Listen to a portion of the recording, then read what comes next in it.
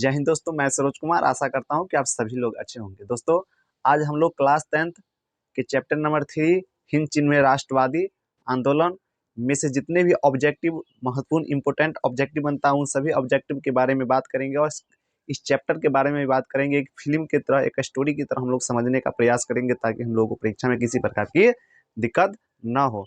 तो चलिए हम लोग इसको लाइन बाय लाइन समझते हैं। तो हम लोग सबसे जो फर्स्ट पेज जो है, ठीक ना, हिंद चीन के जो सबसे पेज यानी हिंद चीन के जो चैप्टर है उसका सबसे फर्स्ट पेज जो है उसमें क्या बताया गया है, सबसे पहले हम लोग उसको समझ लेते हैं। आप लोग के पास में किताब होगा तो किताब एक बार पढ़ लीजिएगा। सबसे पहले हम लोग जान लेते हैं कि हिंद चीन आखिर है क्या। तो भारतीय एवं चीनी संस्कृति को अपनाए गए हैं, यानी जिस क्षेत्र में भारतीय एवं चीनी संस्कृति को अपनाया गया है उसी को हिंद चीन कहते हैं। इसको आप लोग दिमाग में बैठा लीजिए, ठीक ना। जिस क्षेत्र में भारतीय संस्कृति एवं चीनी संस्कृति को अपनाया गया हो उसे ही हिंद चीन कहते हैं। इसमें हम लोग जान लेते हैं कि हिंद चीन का जो क्षेत्र है वह कितना लाख वर्ग किलोमीटर में है, यानी कितना लाख में फैली हुई है। तो हिंद चीन का क्षेत्र दोस्तों 2.80 यानी 2.80 लाख में फैली हुई है। इसे लगभग हम लोग 3 लाख भी कह सकते हैं, ठीक ना। इसे लगभग में 3 लाख भी कह सकते हैं।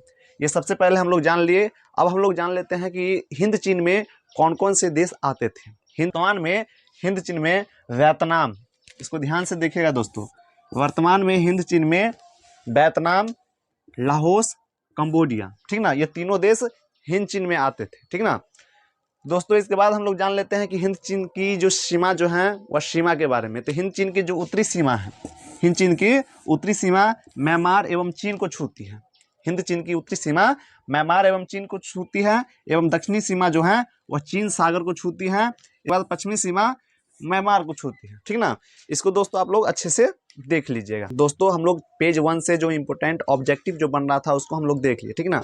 अब हम लोग देख लेते हैं पेज 2 से जो इंपोर्टेंट ऑब्जेक्टिव बनता है, इसको हम लोग स्टोरी बना के एक बार हम लोग जानेंगे, ठीक ना। इसको पहले हम लोग ऑब्जेक्टिव को देख लेते हैं। तो सबसे पहले हम लोग जान लेते हैं जो लाओस और कंबोडिया जो देश था हिंद चीन में, ठीक ना, उस पर कौन से देश का सांस्कृतिक प्रभाव था। तो उसमें भारत का सांस्कृतिक प्रभाव था, ठीक ना। लाओस और कंबोडिया जो देश था हिंद चीन में उस पर कौन से देश का सांस्कृतिक प्रभाव था, तो उसमें भारतीय सांस्कृतिक प्रभाव था। इसके अब यहाँ पे फिर से प्रश्न बनेगा कि जो यह कंबोज राज्य जो है यह कौन से वंशज का था, ठीक ना। तो ये भारतीय वंशज का था। आगे दोस्तों भारतीय वंशज का, ठीक ना। इसमें से जितने भी इंपोर्टेंट दोस्तों ऑब्जेक्टिव बन रहा है आप लोगों को बता रहे हैं। पहले बार आए हैं तो चैनल को जरूर सब्सक्राइब कर लेते हैं। अब कि कंबोज राज्य की स्थापना कितनी ईस्वी में हुई। कंबोज राज्य जो थे इसकी स्थापना कितनी ईस्वी में हुई, तो दोस्तों इसकी स्थापना 4वीं शताब्दी में हुई है। एक बार पूछा भी गया, ठीक ना। कंबोज राज्य की स्थापना कितने ईस्वी में दोस्तों हुई है, तो 4वीं शताब्दी में हुई है, ठीक ना। इसको अच्छे से याद कर लीजिएगा, ठीक ना। इसके बाद अंकोर वाट का जो मंदिर जो है इसकी यह अंकोट वाट के मंदिर को स्थापना कितनी ईस्वी में, मतलब अंकोट वाट की जो मंदिर जो थी वहां पे इसकी स्थापना कितनी ईस्वी में हुई थी, तो इसकी स्थापना हो गई दोस्तों 12वीं शताब्दी में, ठीक ना। अंकोर वाट के मंदिर की स्थापना कितनी ईस्वी में हुई थी, तो 12वीं शताब्दी में। दोस्तों एक बात और ध्यान रखना है इसमें कि जो कंबोज राज्य जो था इसकी स्थापना 4वीं शताब्दी में हुई थी। इसकी पतन कितनी ईस्वी में हो गई, यानी यह राज्य खत्म कितनी ईस्वी में हो गया, तो यह राज्य 16वीं शताब्दी में, 16वीं, ठीक ना, 16वीं शताब्दी में इसकी पतन हो गई। कंबोज राज्य जो था भारतीय वंशज द्वारा जो स्थापित किए गए थे, यह राज्य कितने ईस्वी में इसकी पतन हो गई, तो 16वीं शताब्दी में इसकी पतन हो गई, ठीक ना। और यह कंबोज राज्य कहाँ स्थापित था, तो दोस्तों कंबोडिया में। क्वेश्चन भी आता कि जो यह कंबोज राज्य जो है वह कहाँ स्थापित था, तो यह कंबोडिया में स्थापित है, ठीक ना। इसकी पतन हो गई 16वीं शताब्दी में। चलिए दोस्तों, तो हम लोग पेज 2 से जितने भी ऑब्जेक्टिव बन रहा था उन सभी ऑब्जेक्टिव को देख लिए। अब हम लोग जान लेते हैं पेज 3 से जितने ऑब्जेक्टिव इंपोर्टेंट ऑब्जेक्टिव बनते हैं उन ऑब्जेक्टिव के बारे में। 3 को देख लेते हैं। पेज 3 में जितने भी ऑब्जेक्टिव मोस्ट इंपोर्टेंट जो ऑब्जेक्टिव बन रहा है उसको देख लेते हैं, ठीक ना। तो दोस्तों इसमें बताया गया कि वास्को डी गामा, ठीक ना, वास्को डी गामा भारत कब आए, तो वास्को डी गामा भारत आए थे 1498 ईस्वी में। कितने ईस्वी में दोस्तों, 1498 ईस्वी में। चलिए वास्को डी गामा का चर्चा हुआ है तो हम लोग वास्को डी गामा के बारे में बेहतर से चर्चा कर लेते हैं। हम लोग पढ़े थे क्लास 9th में चैप्टर नंबर इतिहास के चैप्टर नंबर 1 पढ़े थे, जिसमें हम लोग वास्को डी गामा के बारे में विस्तार से और वहाँ जो भौगोलिक खोज हुई उनके बारे में हम लोग विस्तार से चर्चा किए हुए थे, ठीक ना। सबसे पहले हम लोग जाने थे कि सबसे पहले अंतरिक्ष उत्तम आशा की खोज हुई थी, ठीक ना, जो कि 1488 ईस्वी में डियाज बार्थोलोमियो ने किया था, ठीक ना। उत्तम आशा के खोज होने के बाद दक्षिण अफ्रीका से डायरेक्ट जो वास्को डी गामा था वह कहाँ, तो वहां से अब्दुल महजीद से मिलने के बाद उन्होंने उनको प्रेरित किया भारत आने के लिए, और उन्होंने भारत 1498 ईस्वी में आया, ठीक ना। इसमें प्रश्न बनता है कि वास्को डी गामा भारत की खोज कब की, तो वास्को डी गामा भारत की खोज नहीं की, भारत को खोज थोड़ी ना गया था। वास्को डी गामा भारत के आने वाले रास्ते की खोज की। वास्को डी गामा जो थे वो भारत आने वाले रास्ते की खोज की कितनी ईस्वी में, तो 1498 ईस्वी में, तो ठीक ना। इसमें यह भी कहा जाता, क्वेश्चन पूछा जाता है कि वास्को डी गामा कहाँ के यात्री थे, यानी कहाँ के रहने वाले थे। वास्को डी गामा पुर्तगाली थे, और इन्होंने ही भारत और हिंद चीन में सबसे पहली बार आई थी, पुर्तगाली ही, ठीक ना। तो दोस्तों इसमें आप लोगों को क्वेश्चन पूछेगा वास्को डी गामा कहाँ के यात्री थे, तो वास्को डी गामा पुर्तगाली थे या पुर्तगाल के यात्री थे, ठीक ना। और इन्होंने क्या किए, भारत के जो केरल राज्य में एक क्षेत्र है मलक्का, ठीक ना, भारत देश के केरल राज्य में एक क्षेत्र है जिसका नाम है मलक्का, वहां पे उन्होंने अपना व्यापारिक केंद्र स्थापित 1510 ईस्वी में किया। मोस्ट इंपोर्टेंट है दोस्तों, इसको अच्छे से याद कर लीजिएगा, ठीक ना। कितने ईस्वी में, तो 1510 ईस्वी में क्या किए, मलक्का जो केरल प्रदेश में एक क्षेत्र है मलक्का, वहां पे अपना व्यापारिक केंद्र स्थापित किया, और यहीं से धीरे धीरे उन्होंने भारत के और वास्को डी गामा भारत के और क्षेत्रों में गया, ठीक ना। और यहाँ पे फिर से यहाँ पे बात होगा जो फ्रांसीसी थे, ठीक ना, उन्होंने राजनीतिक अपना दबदबा बनाने के लिए हिंद चीन को सबसे पहले कितने ईस्वी में शुरू किए, तो यह 1747 ईस्वी में, ठीक ना।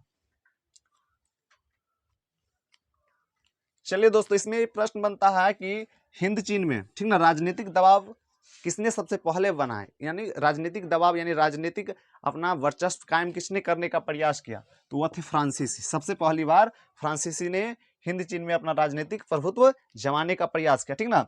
इसके बाद इसमें क्वेश्चन पूछता है कि पहली बार हिंद चीन में राजनीतिक दबाव कितने ईस्वी में और कौन से क्षेत्र से बनाना शुरू किया, तो पहली बार हिंद चीन में 1747 ईस्वी में अन्नाम, ठीक ना, वियतनाम में अन्नाम है, ठीक ना, अन्नाम एक क्षेत्र है, वियतनाम देश में है, वहीं से पुर्तगाली जो थे वहां पे फ्रांसीसी जो थे वहां से अपना राजनीतिक प्रभुत्व जमाने का कोशिश किया, और यह अंततः कितनी ईस्वी तक अपना वर्चस्व पूरा कायम कर लिया, पूरे हिंद चीन में अपना कब्जा कर लिया, पूरे हिंद चीन को अपना उपनिवेश का बना लिया, तो यह 20वीं शताब्दी तक, ठीक ना, 20वीं शताब्दी तक पूरे हिंद चीन को अपने कब्जे में फ्रांसीसी ले लिया। इसके बाद क्वेश्चन आता है कि भारत आने वाले प्रथम व्यापारी कौन थे, तो भारत आने वाले प्रथम व्यापारी थे वास्को डी गामा, और कहाँ का था, तो यह पुर्तगाली थे, ठीक ना। तो दोस्तों हम लोग चैप्टर 3 में, यानी चैप्टर 3 का नाम था हिंद चीन में राष्ट्रवादी आंदोलन, ठीक ना। इसके हम लोग पेज 1 से जितने भी मोस्ट इंपोर्टेंट ऑब्जेक्टिव बन रहे थे, पेज 2 से जितने भी मोस्ट इंपोर्टेंट ऑब्जेक्टिव बन रहे थे, और पेज 3 से जितने भी मोस्ट इंपोर्टेंट ऑब्जेक्टिव बन रहे थे, सारे ऑब्जेक्टिव के बारे में हम लोग इसमें जाने, ठीक ना। दोस्तों अगर प्रश्न आएगा भी तो यहीं से आएगा, ठीक ना, इससे कहीं से भी बाहर से नहीं आएगा। तो आप लोग क्या करेगा, सारे को लिख लीजिएगा, अच्छे से रिवीजन कर लीजिएगा, उसको याद कर लीजिएगा। चलिए हम लोग हिंद चीन जो हम लोग पेज 1, 2 और 3 जाने, इसमें हम लोग स्टोरी के माध्यम से जानते हैं। यह पार्ट आप लोगों का 1 हो गया, अब अगला वीडियो में आप लोगों को पार्ट 2 बना के लाएंगे, ठीक ना। यह पार्ट आप लोगों का 1 हो गया। तो चलिए सबसे पहले हम लोग शुरू करते हैं। तो सबसे पहले हम लोग जान लेते हैं कि हिंद चीन जो था वह हिंद चीन भारतीय सांस्कृतिक और चीनी सांस्कृतिक को ही हिंद चीन कहा जाता था, ठीक ना। यानी भारतीय संस्कृति जो थे और चीनी संस्कृति को जो वहाँ के लोग अपनाए थे, इसीलिए उसे हिंद यानी हिंदुस्तान, चीन माने चीन, तो उसे हिंद चीन कहते थे। हिंद चीन के जो क्षेत्र थे वह कितने लाख में फैले हुए थे, तो वह 2.80 लाख, ठीक ना, लगभग में हम लोग 3 लाख कह सकते हैं, ठीक ना। इतने दूर में वह हिंद चीन फैला हुआ था। हिंद चीन में कितने देश थे, तो हिंद चीन में 3 देश थे, जिसके बारे में हम लोग जाने थे। लाओस, सबसे पहला था लाओस, वियतनाम एवं कंबोडिया, ठीक ना। हिंद चीन में यही तीनों देश था, ठीक ना, यह हिंद चीन में यह तीनों देश था। इसके बाद इसमें दोस्तों क्या हुए, तो इसमें सबसे पहले पुर्तगाली भारत ठीक है, मतलब इसमें सबसे पहले पुर्तगाली भारत आए, ठीक ना। और इन्होंने एशिया के जो देश थे वहाँ पे सबसे पहले गए और वहाँ पे देखा कि किस प्रकार से वहाँ के व्यापारिक केंद्र इसको बनाया जा सकता है, किस प्रकार से सारी चीज़ें जो हैं उसको किस प्रकार से इसको कब्जा की जा सकती हैं। लेकिन यहाँ पर पुर्तगाली आए थे, लेकिन उन्होंने वहाँ पे अपना कोई वर्चस्व कायम नहीं कर पाया। भारत की अगर बात की जाए तो भारत में भी सेम टू सेम, जैसे हम लोग हिंद चीन में जो किस प्रकार से फ्रांसीसी आए और यहाँ पे लोगों को किस प्रकार से व्यापार का दिलासा दिया और अपना वहाँ पे रोजगार की दिलासा दिया और किस प्रकार से हम लोगों के देश में कब्जा की, इसी प्रकार से हिंद चीन में भी फ्रांसीसी आए। सबसे पहले तो पुर्तगाली आए थे, उन्होंने वर्चस्व अपना कायम नहीं कर पाया।